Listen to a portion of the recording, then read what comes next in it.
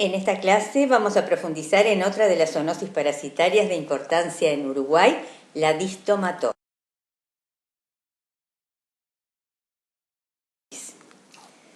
La distomatosis o fasciolosis o fascioliasis hepática es una zoonosis parasitaria de distribución mundial producida en el Uruguay por el Platelminto trematode fasciola hepática o SAWAIP, que se localiza en los conductos biliares del. Taxonómicamente se ubica dentro del reino Animalia, en el filum Platelmintos por ser un gusano plano, y la clase Tremátoda por ser de vida exclusivamente parásita, tener el cuerpo no segmentado y poseer una o más ventosas. Está en la subclase Digenia por tener dos ventosas, una oral y otra ventral, en el orden Equinostómida y dentro de la familia Fasciolidae por la forma de hoja del cuerpo del adulto. Dentro del género Fasciola existen dos especies, Fasciola hepática y Fasciola gigantica, esta última de importancia en Asia y África. En el ciclo biológico importa la presencia de un huésped definitivo que es el ganado bovino, albergando a los parásitos adultos y a los humanos generalmente en forma accidental. Y un huésped intermediario, que es el molusco, en el que se desarrollan las formas larvarias. Los huevos son ovoides, grandes, operculados, no embrionados. Son arrastrados con la bilis hasta el duodeno y salen al exterior con las heces del huésped. En 15 días aproximadamente se forma en su interior el embrión ciliado o miracidio, si encuentra un ambiente húmedo y temperatura adecuada, el cual eclosiona en el agua, nada libremente por medio de las cilias que recubren su cuerpo, pero debe encontrar rápidamente el caracol adecuado para continuar su ciclo biológico. Se trata de caracolitos pequeños de menos de 10 milímetros de longitud que viven en aguas quietas cercanos a la superficie. El miracidio atraviesa los tegumentos del caracolito y se localiza en la cámara pulmonar, se transforma en esporocisto que crece y en su interior se forman las rebias que darán origen a las cercarias. Las cercarias, que tienen una cola móvil, salen del molusco para nadar libremente en el medio acuático y transformarse en metacercarias enquistadas cuando pierden la cola y se rodean de una sustancia mucilaginosa que segregan y que se endurece en contacto con el agua formando una cáscara que rodea a las larvas. Estas metacercarias enquistadas son puntitos blancos brillantes que pueden verse a simple vista, que generalmente se adhieren a las hojas de los vegetales acuáticos. Un solo miracidio puede originar 250 metacercarias en un plazo de aproximadamente 2 meses, dependiendo de las condiciones ambientales. Los huéspedes definitivos se infectan al ingerir metacercarias, las cuales se desenquistan en el duodeno, y los distomas jóvenes o distómulos atraviesan la pared del intestino delgado llegando al peritoneo. Recorren la serosa hasta alcanzar el hígado, al cual penetran a través de la cápsula de Gleason y migran para llegar finalmente al interior de los conductos biliares, en cuyas paredes se fijan, alimentándose de sangre y otras células durante toda su vida, que puede ser prolongada y medirse en años. Luego de la fecundación, que puede ser copulación por pares o autofecundación de un solo adulto, ya que son hermafroditas, los huevos llegan al intestino por las vías biliares, siendo eliminados al exterior. Esta es la etapa diagnóstica mediante copro parasitario. Se estima en aproximadamente 3 meses el plazo que media entre la ingestión de metacercarias y la postura de huevos por los adultos. Los huéspedes intermediarios vectores de fasciola hepática son los caracoles anfibios de la familia Limneida, Limnea viatrix, Oviator, Limnea columela, Limnea neotrópica, Galba truncatula, Galba humilis, Fossaria bulamoide, Fussaria cubensis. Estos caracolitos viven en las orillas de riachuelos, charcas, praderas inundadas, generalmente donde hay agua dulce y de corriente lenta. Los huéspedes definitivos o animales reservorios son herbívoros, sobre todo vacunos, ovinos, también equinos, camélidos, caprinos, también omnívoros como los porcinos, animales menores y animales silvestres que se infectan al ingerir agua o vegetales contaminados con metacercarias enquistadas. En cuanto a la importancia del tema, se trata de una zoonosis parasitaria con altas prevalencias en ganado ovino y bovino que determinan pérdidas económicas cuantiosas desde el punto de vista productivo. Los daños más notorios están provocados por la muerte de los animales, pero son solo una de las partes de las pérdidas económicas que produce el estado crónico de la enfermedad, como pérdida de peso, menor producción de carne, disminución de la calidad de la leche, merma de producción de lana, interferencias en la fertilidad y además los costos asociados con los tratamientos y las secuelas a nivel hepático con fibrosis que ocasionan decomiso de hígados. Desde el punto de vista humano, es difícil estimar el impacto económico por su estatus de enfermedad desatendida. En nuestro país, los casos humanos son esporádicos o accidentales, pero con importante morbilidad, como vamos a analizar un poco más adelante. Autores peruanos lo ubican como un problema de salud pública, ya que en otras regiones de América se aprecian diferentes situaciones epidemiológicas. Existen regiones con casos no autóctonos, regiones con poblados hipoendémicos y mesoendémicos, con prevalencias menores a 10%, y otras regiones con poblados hiperendémicos y prevalencia igual o mayor a 10%, como está reseñado en el artículo citado. Algunos de los problemas en relación con el control de la fascioliasis son la presencia de drogas efectivas en los animales, pero de muy alto costo, que los animales vuelven a reinfectarse con facilidad, que el tratamiento realizado no evita el daño hepático y que existen focos de resistencia a drogas en Europa.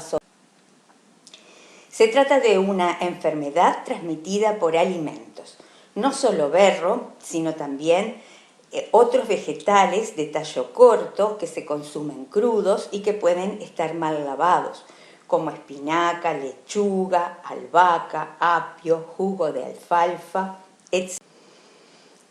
La distomatosis es la enfermedad transmitida por vectores de mayor distribución a nivel mundial, por su enorme potencial biótico, ya que un adulto produce hasta 50.000 huevos por día. De un miracidio pueden originarse más de 4.000 metacercarias. Y las metacercarias pueden sobrevivir tiempos prolongados a temperaturas menores de 20 grados. También por su amplia distribución geográfica, sobre todo en áreas donde coinciden los huéspedes definitivos y los huéspedes intermediarios, donde existen condiciones de temperatura y humedad adecuadas. En general, los veranos lluviosos y húmedos favorecen la infección de los. En el mapa podemos apreciar cómo fasciola hepática está ampliamente distribuida en América, Europa, África, Asia, Oceanía. En cambio, la presencia de fasciola gigántica parece tener una difusión más restringida a las zonas de Asia y África que se indican en el mapa propuesto por Torgenson y colaboradores.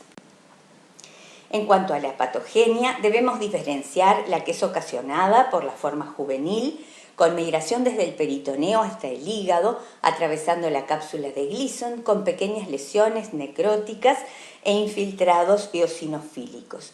Aquí tenemos la acción bacterífera, la migración, la acción mecánica, la destrucción del parénquima, y la acción química e inmunológica, que es la que ocasiona las pequeñas lesiones necróticas y los infiltrados. Y la patogenia ocasionada por la forma adulta, que es la que se ve en los conductos biliares, que está asociado con fenómenos inflamatorios y de obstrucción. Aquí se aprecia acción mecánica, donde las fasciolas adultas se alimentan de sangre, entonces tenemos la acción expoliadora por la hematofagia, que es más importante en el ganado, con parasitismo por gran número de ejemplares. Fasciola hepática puede sobrevivir en sus hospedadores durante periodos prolongados. Ya mencionamos que puede vivir hasta varios años en los animales. Existen cambios en la composición del glicocálix que se reflejan en cambios en las respuestas inmunitarias del hospedador. De modo que se sugiere que las células efectoras de anticuerpos, como eosinófilos y neutrófilos, no tendrían suficiente tiempo de contacto con el parásito como para dañar su superficie. Así que se plantean numerosas preguntas. ¿Cómo y cuándo se desarrollan las respuestas inmunes? ¿Qué papel tienen cada una de ellas en el curso de la infección o en la protección? ¿Cuánto tiempo permanecen activas? ¿Si persisten después de la eliminación de las fasciolas del hospedador? ¿Y cómo se pueden evidenciar o detectar de la mejor manera? ¿Y cómo pueden utilizarse para protegerse de las infecciones? En cuanto a la sintomatología clínica está indudablemente relacionada con el número de metacercarias ingeridas y puede variar desde asintomático o pausisintomático hasta cuadros clínicos graves. Luego de un periodo de incubación que oscila entre pocos días hasta 1 o 2 meses, ocurre la fase aguda o de invasión de 3 meses aproximadamente, que se presenta con dolor abdominal, fiebre, hepatomegalia dolorosa y leucocitosis elevada con eosinofilia.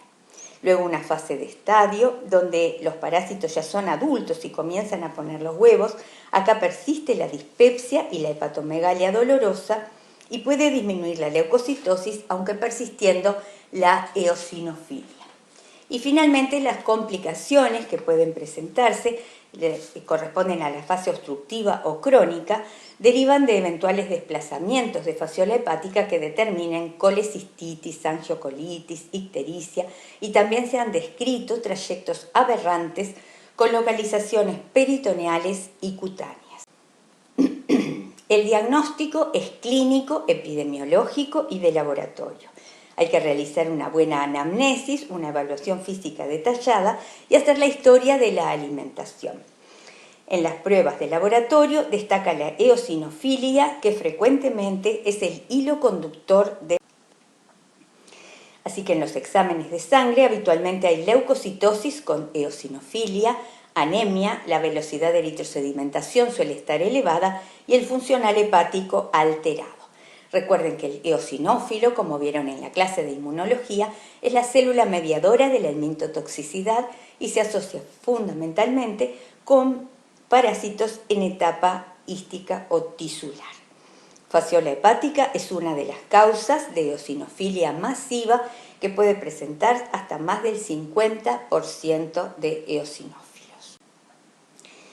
En cuanto a los estudios parasitológicos, destaca el examen coproparasitario seriado con técnicas de flotación y sedimentación, que igualmente tiene baja sensibilidad y es muy trabajoso. El sondeo duodenal, donde también pueden apreciarse los huevos de fasciola, y la detección de coproantígenos.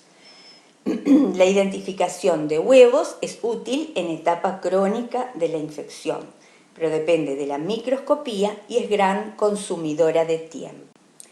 Los coproantígenos de fasciola hepática fueron publicados por las investigadoras cubanas Espino y Duménigo del Instituto Pedro Curilla en el año 2000. Hablaban de la posible utilidad de coproantígenos de fasciola hepática para el diagnóstico de la fascioliasis e identificaban ciertos polipéptidos útiles como marcadores de fase aguda o crónica de distomatosis. Esto culminó con la comercialización del Fascidic desarrollado en el IPK de Medicina Tropical de La Habana, Cuba, desde el año 2000. En cuanto a los estudios inmunológicos, se destacan la detección de anticuerpos, que puede realizarse con antígeno somático, por inmunoelectroforesis, el ARCO2 específico, y con antígeno de excreción-secreción, las técnicas de ELISA, electroinmunotransferencia en blot, el DOT-ELISA. Los anticuerpos se pueden detectar a las 2 a 4 semanas posinfección y 1 o 2 meses antes de que aparezcan huevos en las materias fecales. Por lo tanto, la detección de anticuerpos es útil tanto en etapas agudas de la infección como también en la etapa crónica. También los estudios por imágenes pueden revelar imágenes sospechosas de fasciola hepática, fundamentalmente a nivel de su localización hepática, como la tomografía, que muestra lesiones hipodensas e irregulares, la resonancia magnética, que muestra áreas de mayor señal, o en la ecografía, que pueden aparecer focos con imágenes puntiformes ecogénicas. En cuanto a la situación en humanos, en el pasado, la fascioliasis humana estaba limitada a áreas y poblaciones más o menos delimitadas. Más recientemente, cambios climatológicos y ambientales y cambios de las costumbres y hábitos humanos están definiendo nuevos límites geográficos para la distribución de esta parasitosis y sobre todo hacen que aumente el riesgo de muchas poblaciones humanas ante esta zoonosis. La fascioliasis se reconoce ahora como una enfermedad humana emergente. Se estima en 2.400 millones de personas infectadas y 180 millones en riesgo de infección en el futuro. El número real de casos humanos supera con mucho los que se denuncian, según señala un informe de la Organización Mundial de la Salud. En cuanto a la experiencia nacional, se han documentado en Uruguay alrededor de 100 casos humanos. El primer caso data de 1909 y fue un hallazgo quirúrgico en una mujer adulta. La primera comunicación fue hecha por el profesor Gaminara en 1929. También se diagnosticó durante una intervención de vesícula biliar. En las décadas siguientes se describen algunos casos aislados diagnosticados por sondeo duodenal y coproparasitario y una epidemia masiva familiar en Paysandú en 1951 y un brote epidémico en Florida luego de las inundaciones del 58 y 59. En 1978, un cirujano uruguayo en su tesis de doctorado reúne 20 casos procedentes de 7 departamentos del interior del país. A partir de allí encontramos registros desde anatomía patológica del Hospital de Clínicas, también un caso entre los primeros 20 casos de SIDA en el Uruguay diagnosticado por coproparasitario y casos esporádicos hasta la actualidad, los últimos en Mercedes, que generaron algunas interesantes actividades docentes en el interior y visitas y entrevistas con los últimos berreros de la zona. En 1994 se publica en la Revista Uruguaya de Patología Clínica una epidemia familiar con 3 pacientes del departamento de Florida, 2 mujeres y un varón, familiares entre sí que compartieron comida infectante, que era ensaladas de berro silvestre. El hombre cursó con sintomatología clínica importante, las mujeres eran asintomáticas pero cursaban eosinofilia intensa. Se realizó diagnóstico por ELISA y Western Blot y se confirmó con parasitario seriado. En 1996 se publicó por primera vez la estandarización de técnicas de inmunodiagnóstico de distomatosis humana, ELISA con antígeno de excreción-secreción, obtenido de ejemplares adultos de fasciola hepática extraídos de hígados de vacunos en frigoríficos, adecuado para el tamizaje, y la inmunoelectrotransferencia en blot con presencia de bandas características de utilidad como prueba confirmatoria. Y en 1996, médicos y veterinarios publican una revisión del tema en Uruguay en la revista del SMU, donde se destaca que es una zoonosis parasitaria altamente prevalente, que en el ganado bovino alcanza el 57%, que los casos humanos son esporádicos, vinculados con la ingesta de berro silvestre, que el diagnóstico puede ser accidental durante el acto quirúrgico o mediante examen coproparasitario o mediante serología. Y se destaca aquí que no existen fármacos específicos eficaces para los casos humanos. En el 2015, veterinarios uruguayos, junto con investigadores portugueses, publican interesante relevamiento que muestra que la seroprevalencia de distomatosis en vacunos en Uruguay persiste en cifras elevadas, 56%, que los porcentajes son significativamente más altos en vacas lecheras, que el riesgo de exposición de fasciola al ganado vacuno en extensivo es mayor en las zonas con clima subtropical húmedo que en las de clima mediterráneo y que los terneros presentan un alto riesgo de exposición con independencia de las condiciones climáticas. Desde fines de 1990, de la década de los 90, investigadores de la Unidad de Biología Parasitaria de la Facultad de Ciencias, dirigidos por el profesor Carlos Carmona, vienen publicando trabajos sobre los productos de excreción-secreción de fasciola hepática en Uruguay, habiendo estudiado las cisteínproteasas, las catepsinas L, que estarían presentes en todos los estadios del parásito, pero fundamentalmente en las etapas invasivas, y que constituyen el 80% de los productos de excreción-secreción y que serían las principales responsables de la degradación de anticuerpos IgG, con actividad proteolítica sobre componentes de la matriz extracelular y otras. Otro dato interesante es que en Uruguay completaron la secuencia genética de fasciola hepática, trabajando en conjunto investigadores del Departamento de Genética de la Facultad de Medicina y de la UBP de la Facultad de Ciencias del Instituto de Higiene.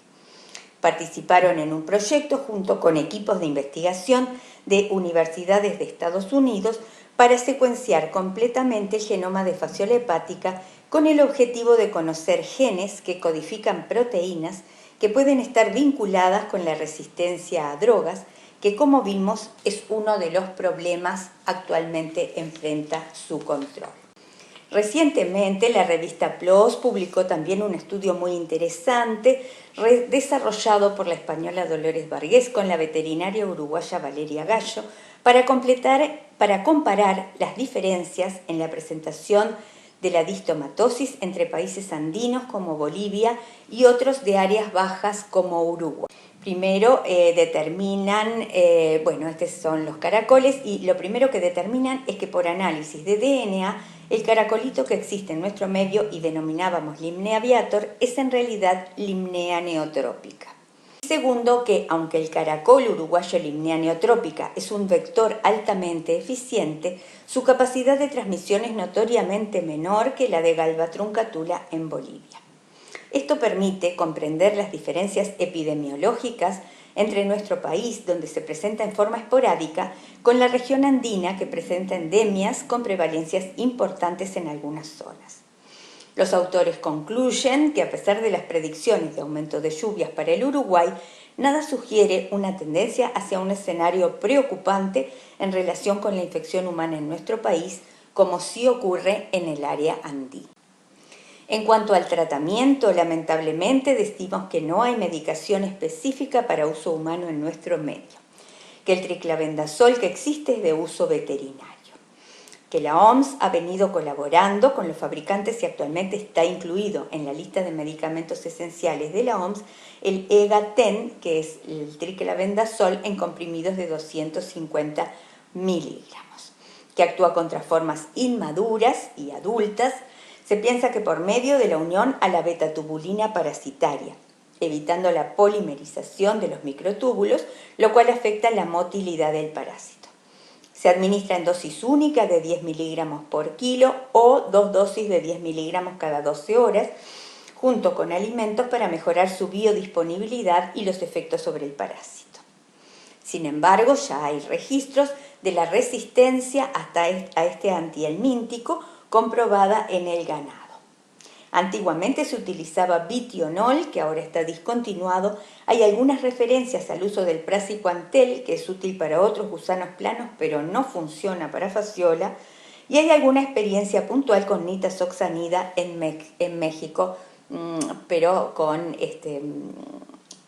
un poco variable la respuesta. En cuanto al control y prevención, se habla de erradicar el parásito adulto de los animales que actúan como reservorios. Acá el problema que se presenta, como ya señalamos, es la resistencia a los antihelmínticos. Hay que drenar las pasturas para eliminar los caracoles, puede hacerse control biológico, evitar que los animales pasten en zonas encharcadas.